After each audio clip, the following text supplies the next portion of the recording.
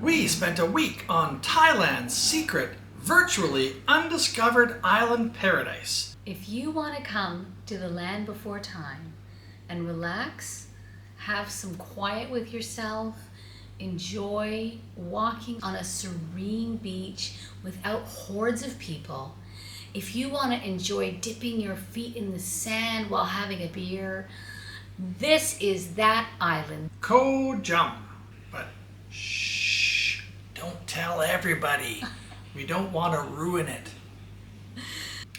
Koh Jum is one of the many small islands that are in between the mainlands of Phuket and Krabi. Koh Jum is a small island. It's only about 4 miles long. Now it has beautiful beaches, amazing sunsets, and a laid-back atmosphere that's going to take you back to what Thailand must have been like 30 years ago. This island, unlike a lot of Thailand now, is a much slower pace. It's very relaxed, very easygoing. It's not very touristy. It's very quiet in comparison to a lot of the areas you would see otherwise in Thailand. Now we talked about the beautiful beaches. These run almost right the way from the top of the island to the bottom of the island on the western side. So almost anywhere where you stay on the island, you're going to be close to one of these beautiful beaches.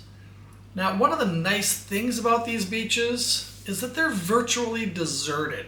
You can walk up and down the beach and you might bump into 2 or 3 people at most. Lots of times when we walked, we didn't see a soul. And we were there for a week, and we're there in the middle of the day. And there's people, but very few on your stretch of the beach, and you're definitely swimming solo. There's no one there to bother you. And one of the nice things was the water was very calm and tranquil. When you go to places like Hawaii or Mexico, there's lots of areas where the waves are crashing and there's undertow and you've got red flags all over the beach telling you can't go in the water, it's not safe. There is none of that on Koh Jum. The water is clear, the water is smooth and tranquil and wonderful for a swim.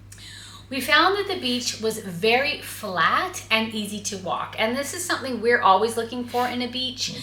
Some beaches have quite a drop off and you can't really walk, or they're very uneven because of the leveling. This was an easy beach to walk, whether the tide was in or the tide was out. It was still very pleasant and very flat. When we did decide to wade into the water or go for a swim, there was no unexpected drop-offs, which was also a nice feature, because we've seen that where we go, maybe 3 feet out and all of a sudden, boom, there's a huge drop off. So that was not the case. Koh Jum was flat all the way out. You could walk quite far or swim. It felt very calm, very safe, easy to take young people or to take more mature people that are less comfortable with those crashing waves over them. Of course, the beaches are one of the things that draw people to this island. So where are they going to stay? What's their accommodations like? A lot of people want to know. The accommodations you find on this island range anywhere from very cheap, we're talking camping for $6 a night, right up to a beautiful 5-star hotel right around $200 a night. So something for every possible budget. Some of the more budget-friendly options you would have found on Koh Jum include camping sites, which are not a camper. It's literally they rent you a tent. Something else that's price affordable, hostels throughout the island. So you see the young backpackers coming and staying in their hostels. We did see small cabins, the kinds that either would not have power or perhaps just have a running fan, and they would have outdoor washrooms. The other option that's available for the more budget conscious, they do have some homestays available where you can go and stay in a bedroom of one of the people who lives on the island. Once again, expect it to be a little more rustic, but it will be price efficient. You'll also find on this island a few older resorts that have been around for a number of years. Now these typically won't have air conditioning. You may have a fan.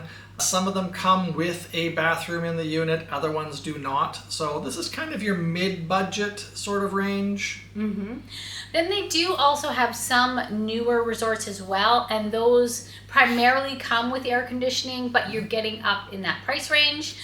And we also noticed that there were long-term houses that you could rent, either bungalows or small houses, 1 or 2 bedroom houses you could rent. And we did see people taking advantage of those as well. Pretty much anything you're looking for, you can find on Koh Jum. Just check out your friendly sites like Agoda or hotels.com or booking.com, and you'll be able to find something that fits any budget on this beautiful little paradise. You've got the beautiful beaches, you've found your accommodation. You do, of course, need to eat while you're on the island. We didn't find any hotels that listed kitchens, and you know, honestly, you can't really buy groceries there. So there are a lot of really good restaurants on this island. Now, they run the gamut. You can go anywhere from just the little roadside takeout stand that has no seats or anything. You just drive up to it and grab some food and take it back to your hotel, right the way to kind of a mid-range with nice little tables and chairs and maybe a fan blowing some cool air on you. And it goes right the way up to a high-end seafood restaurant that perches right over the ocean. The most comical place that we had lunch, and one that we joke about, is you squat down on little seats. Well, it wasn't even a seat. No. You sat on the floor, and there was a coffee table where you ate your food. You sat on the floor around coffee tables, and there were cats underneath the table. But that being said, she had delicious food. What kind of foods did we find, Roma? Our food choices on the island included Thai food, seafood. Those were the 2 primary ones you would see. We did see pizza advertised, although that's not something that we took advantage of. There were several coffee shops, and please note the coffee shops did have cappuccinos and lattes, and they had milk alternatives. So if you're looking for an oat milk or an almond milk, they had those options there. They also had a lot of what we would call juice bars. This was really common to find. They would make either fresh squeezed juice, or they would make a juice smoothie with a yogurt in them, and they would also make juice shakes, so fruit shakes. And my absolute favorite was the coconut ice cream shake. I still dream about it. That was actually Roma's version of birthday cake when we were there. It was her birthday while we were there. So instead of having any sort of a cake, she actually had herself a coconut shake, which was delicious. Now you got to realize this is a very small island. Very rustic. They had mom and pop restaurants. These were not, we have 6 staff running around. And this was literally, Mama was in the back making food. One of the kids was out front taking your food order. Maybe there was a 4 or 5 or 6-year-old that brought your food out to you. Yeah.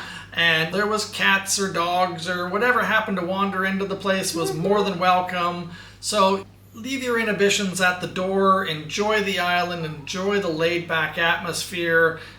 Who knows? You might just find a cat under your seat. Okay, one of the big highlights on the beach that I wanted to tell you all is when it's the dead of winter and you're sitting at your desk and you're just moaning the cold and your muscles are aching. Think of this. There is $2 cheap beer on the beach with your feet in the sand, the ocean is rolling in, and you're sitting there drinking a cheap beer. Nothing better than that.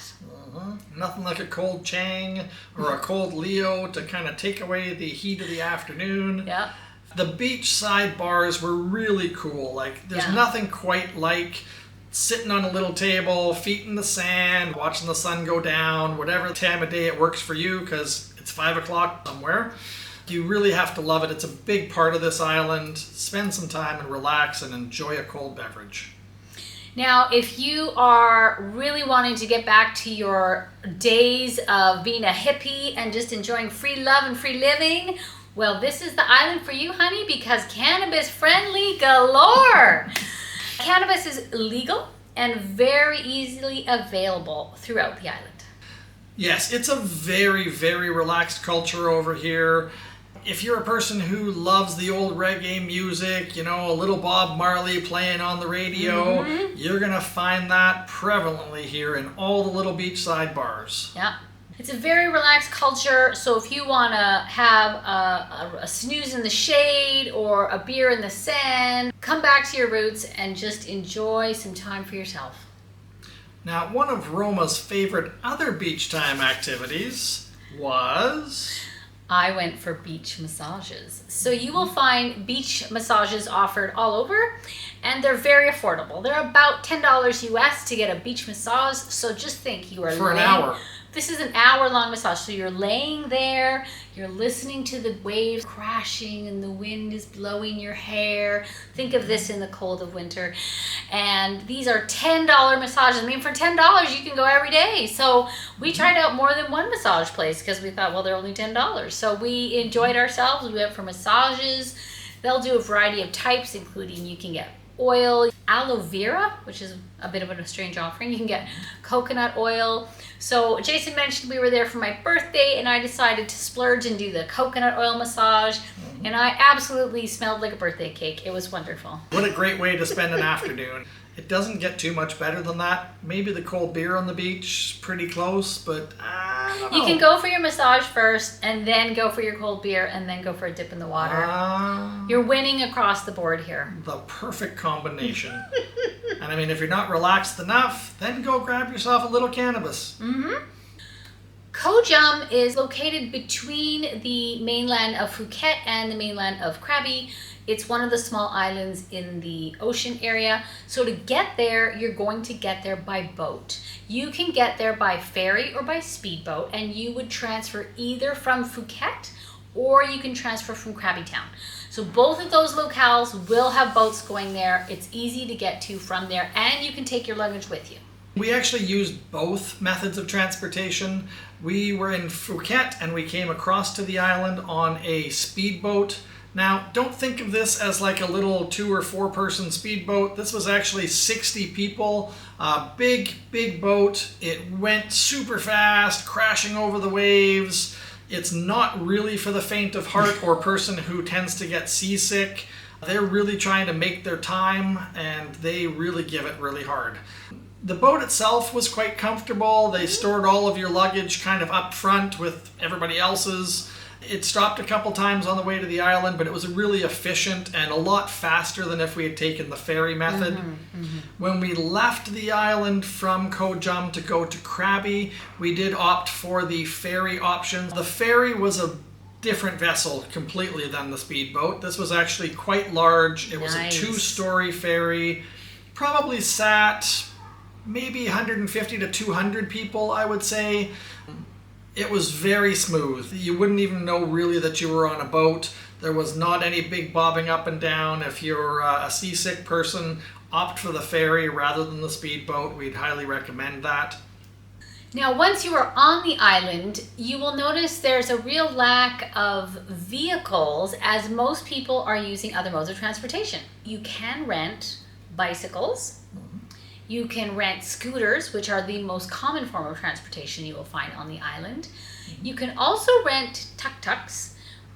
The tuk-tuk was a scooter with a sidecar attached to it, basically made out of metal with a couple of wheels on the bottom. They're quite big. There was a U-shaped seating area that would seat up to maybe 4 good-sized adults, or of course when you get there and you need that to get you to the hotel, it would carry a couple of pieces of luggage and 2 full-size adults. Our hotel, on top of having scooters available to rent, also did have a couple of tuk-tuks available, so that if you're a larger group, say 3 or 4 people, and you don't want to rent 2 or 3 scooters, you can just rent 1 tuk-tuk to drive around the island. They also do have taxis available. These are not traditional taxis. That's a car. You're going to find that they're going to be a pickup truck. It's going to have a metal compartment in the back that has some seats. It'll have a roof over your head, and it'll be open on the sides so that air can flow through. There were quite a few of these on the island. I would say that if you owned a vehicle on the island, it was generally being used as a taxi, as well as whatever else that you might be using it for. I think we only saw 3 vehicles the whole time that were not taxis on this island. So cars are not super prevalent. It's not something you could easily rent. So you would rent a scooter or you would rent a tuk-tuk. And the scooters and the bikes are available pretty much everywhere. Every restaurant had them for rent. All the hotels had them for rent. The one thing I will say is, if you do want to pay by credit card, get it from your hotel because they will accept it. Other places generally won't. If you are thinking, oh my gosh, I'm driving a scooter, but I'm in Southeast Asia, this is going to be chaotic. I don't know how to drive a scooter, or it's been a long time since I drove something like that. I'm really nervous about driving. This is a great location to test out your scooter wheels, because this island is very quiet, very low traffic. Most of the time when we were driving, there was maybe 3 other vehicles on the road at any given time.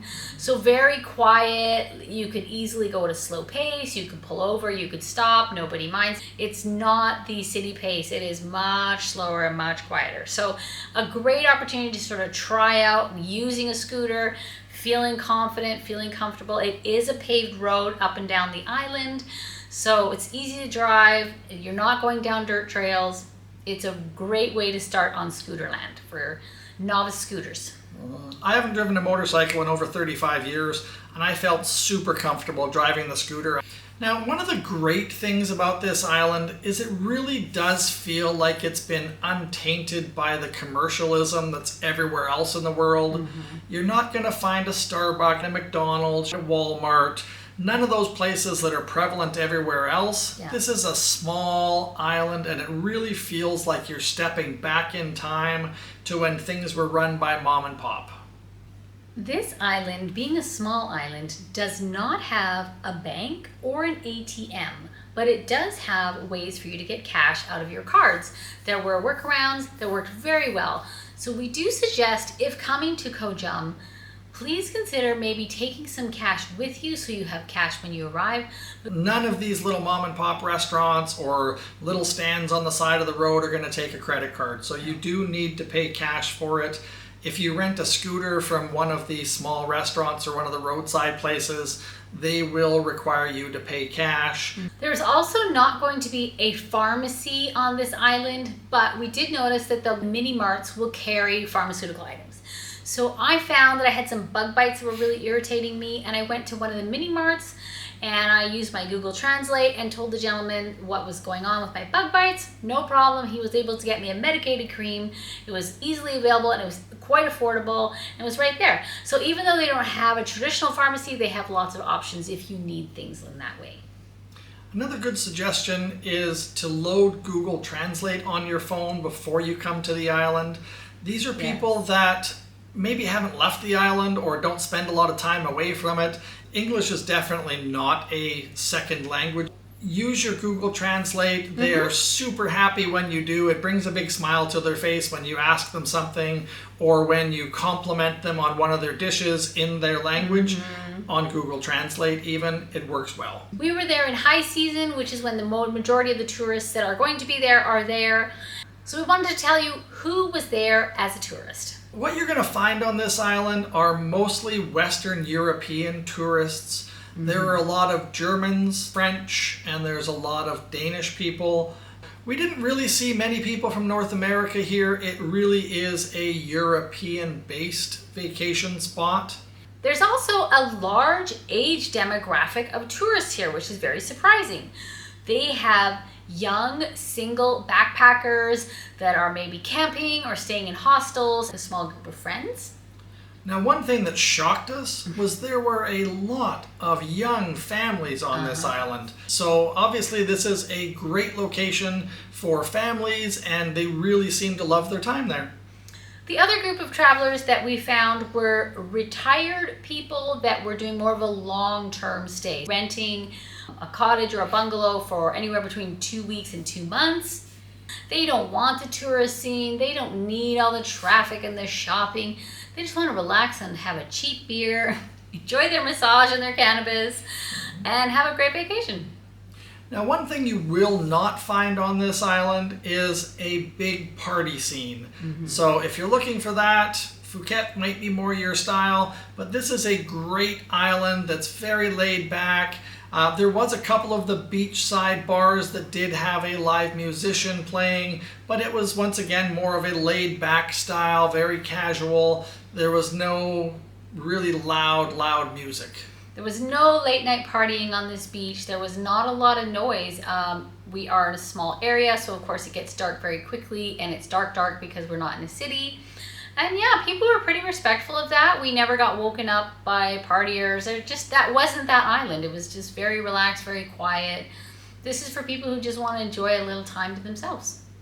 So if you're a person who wants to go to the place that is less traveled, if you enjoy places with long stretches of beautiful beaches that have almost nobody on them, if you're a sucker for an amazing sunset, if you like little restaurants that most people have never seen or heard of, this probably is the best place you'll ever go on a vacation.